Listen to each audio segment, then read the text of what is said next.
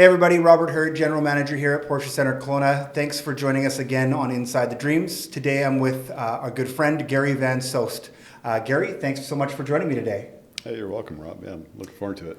I start every podcast off asking, what is your first memory of Porsche? I was a wee little kid. My dad had a buddy who was a pilot, and I remember going for a plane ride, which was a great thing to do as a little kid.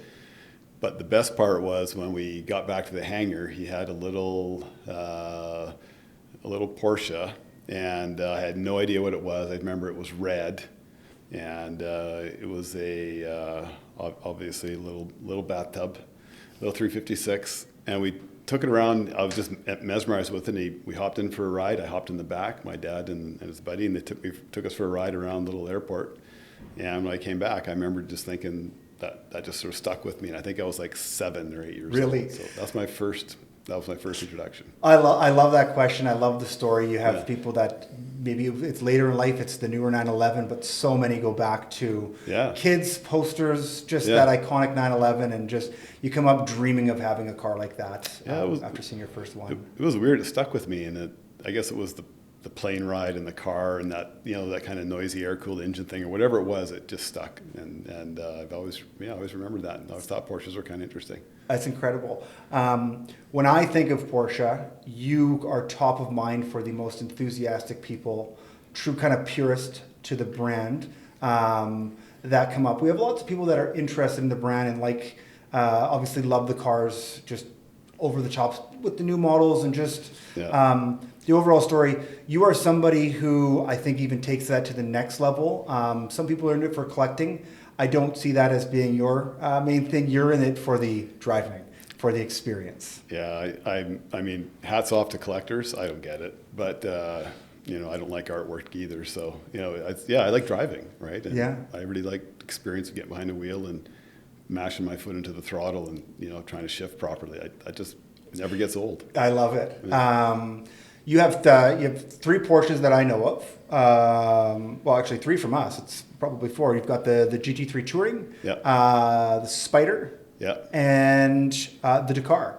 Kind of got them over a series of years.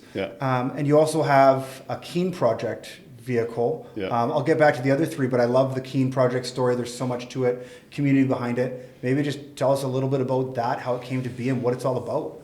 It was really interesting. I obviously look where we live, right? Canada doesn't have a lot of paved roads. We have a lot of dirt roads. So I ride motorbikes, and I've been raced dirt bikes as a kid and still ride motorbikes this day. So I love being on dirt roads, love exploring, and came across an article in the Porsche Club PCA magazine. It was Lee Keen bombing through some backwoods roads in the eastern states and north of Atlanta. And the article is like, retired racer Lee Keen has found his new passion in dirt riding. I was like, passion in dirt riding? I freaking love dirt riding. Oh, that. Like, you can go slow and go sideways, you can go fast and go sideways, you can dodge trees and critters and things, but you can have more fun without getting nailed for being irresponsible driving, right? So I managed to get a hold of Lee, and I was the first Canadian to contact him, and he's like, I'm just kind of building these for, friends and some people I know that have been in the racing community and stuff like that. And I said, well, you need a guy like me to drive one of these around because I'll drive the shit out of it. And he's like, yeah, I know a lot of guys want to collect. I'm not really, I haven't gotten to know you yet. And he was kind of really pausing. He was kind of brushing me off. And I was like, this guy doesn't know who I am. I got to somehow show him that I'm really into these things. And so I hopped on a plane, went down and visited him, and we went out in his car, and I just kept the throttle mashed everywhere we went. And he thought, well, this guy obviously likes to drive, so I'll get him a car. I ended up with car number 24, and it was kind of a 2-year project. And my daughter and I drove the donor out to Atlanta, and we went, up Pikes Peak and all over the place, covered everything in this old 87.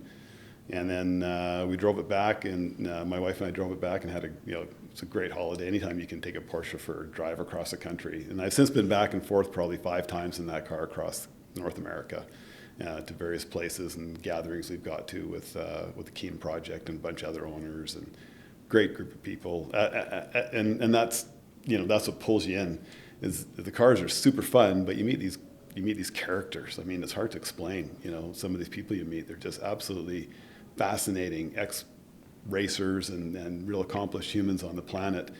And we go out and do the same thing, and, you know, we'll bump fenders just because we're having that much fun.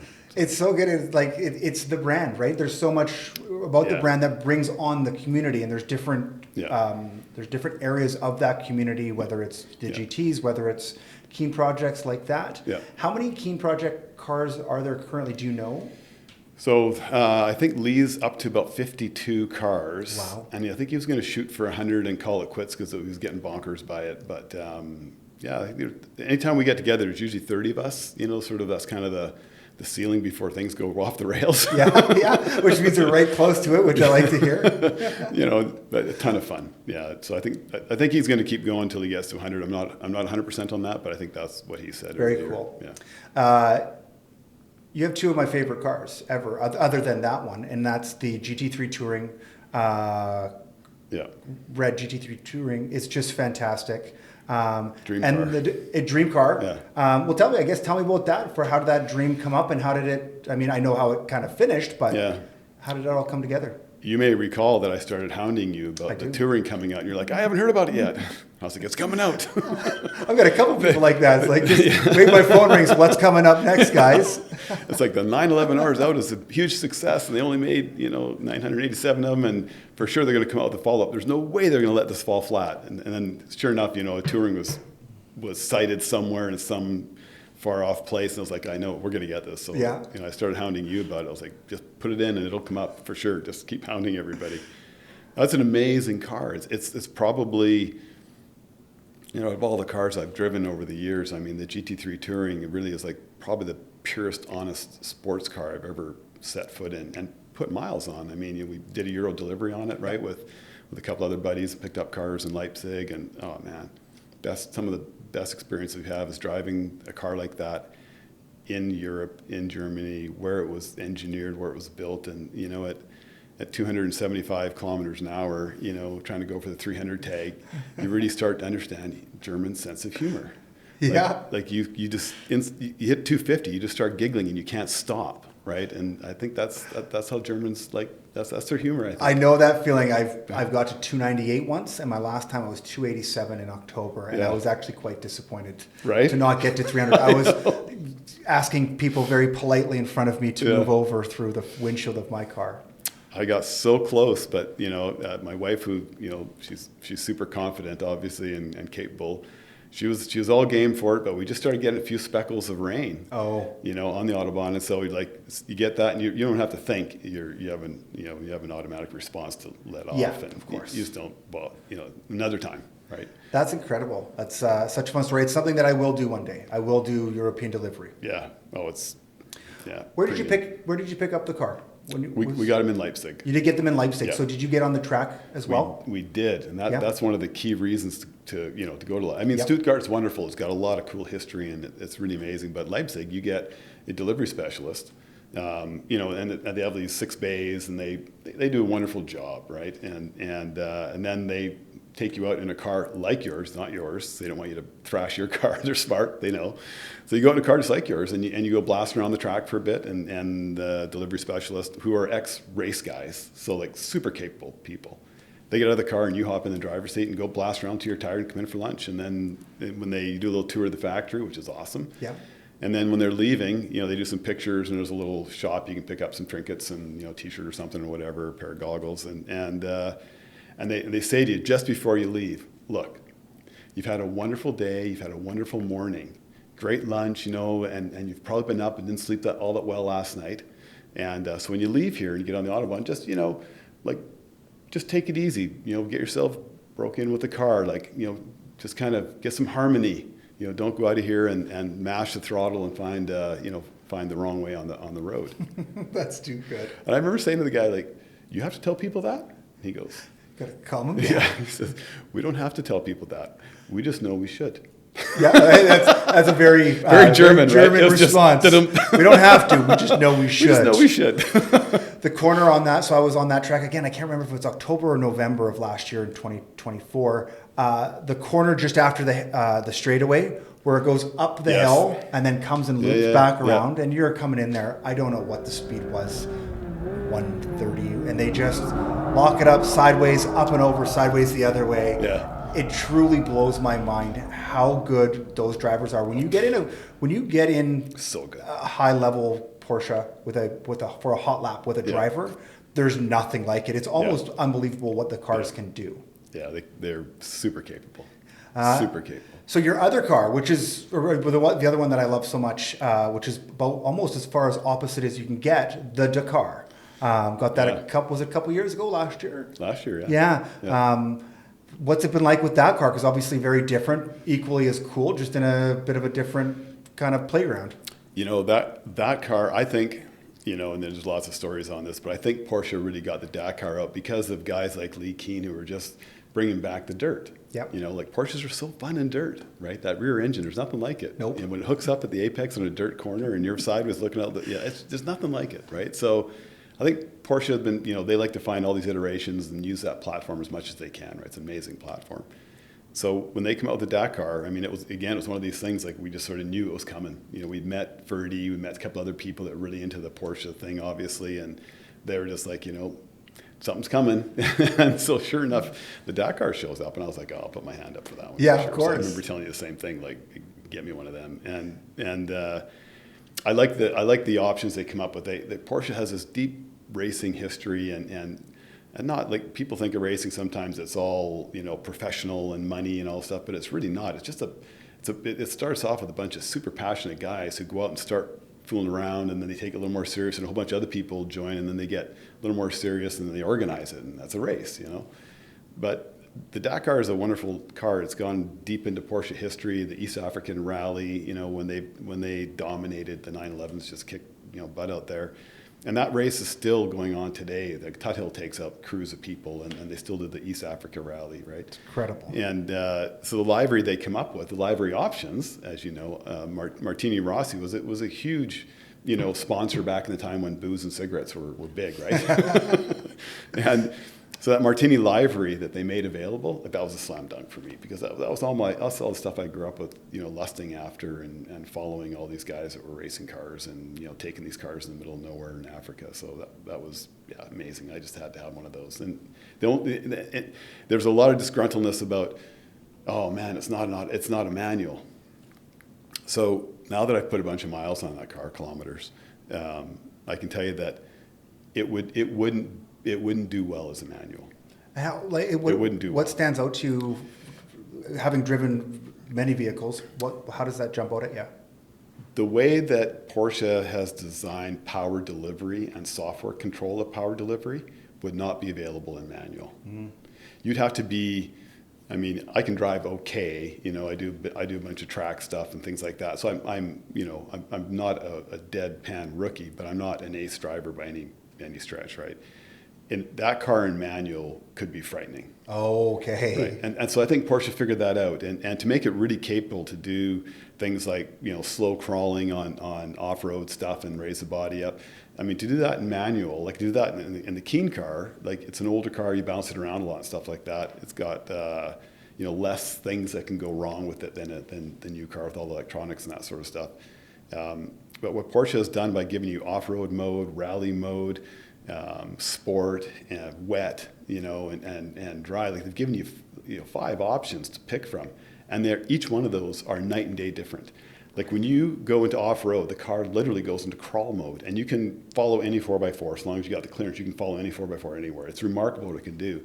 And in rally mode, it's insane how they figured out the power curves on that thing. Like it is.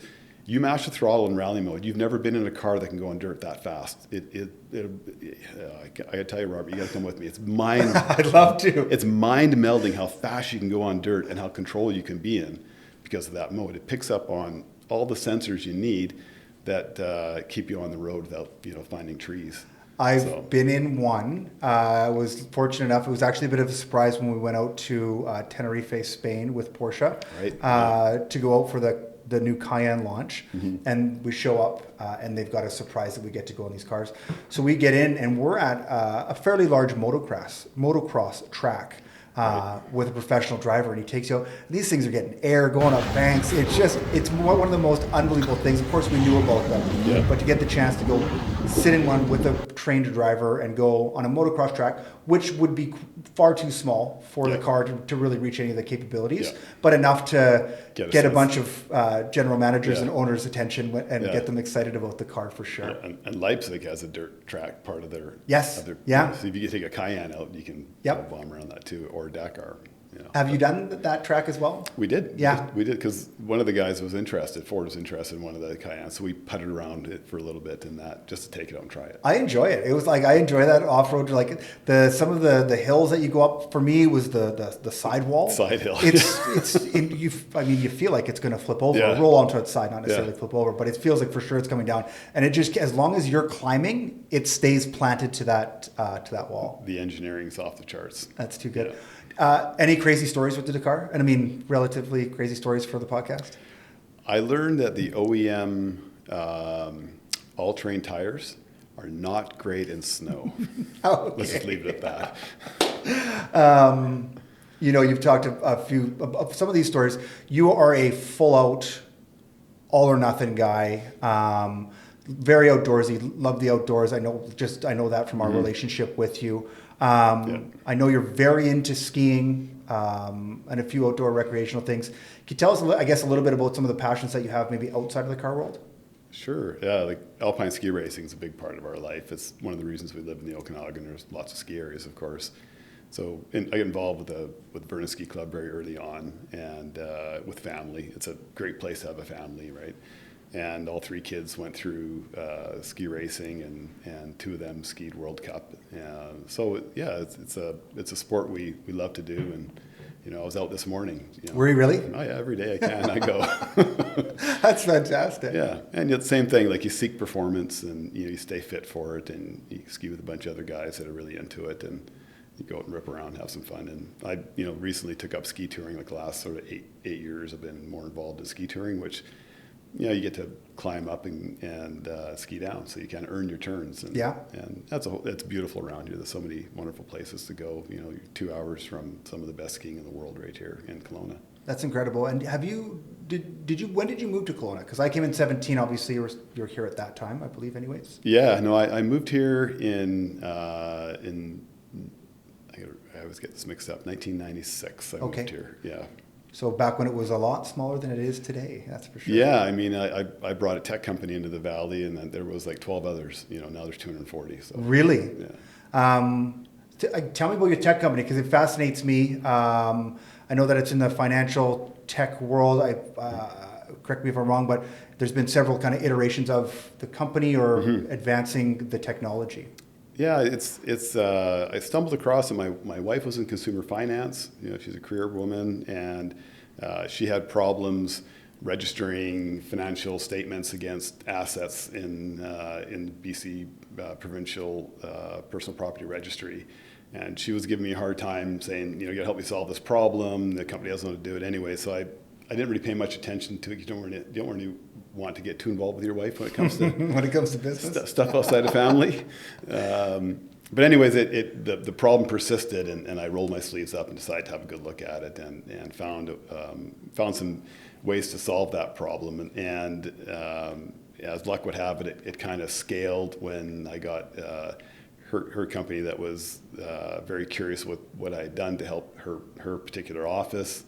They asked me to do a pilot project for a bunch of branches, and then do a national project, and then I went from there, and it became a real business all of a sudden. It was just a side thing off the side of my desk, playing some tech, and it kind of morphed into a full-on business, and grew it to 35 people, and ended up selling it and all that kind of stuff. And then it just kind of reiterated and ended up there were other problems in fintech that weren't really being addressed, and I was asked by some other people I'd met in the industry to if I could solve some other problems, and I learned I should probably listen, better than I did to my wife.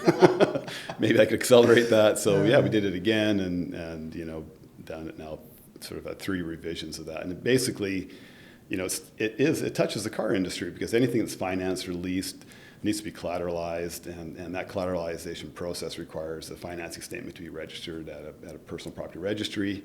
And so we kept automating and then building all that services into loan origination systems, and those systems are what you use in your office to deal with financing and stuff. So we do Porsche and a bunch of others. I love how you say it was a side project. It's like one of the most complicated things I can possibly wrap my head around, even thinking of solving that problem. It's like, yeah, it was just a side project. It just it always blows my mind just how naturally those sorts of things come off. I mean, some of the best ideas never go anywhere, and some of the ones you don't.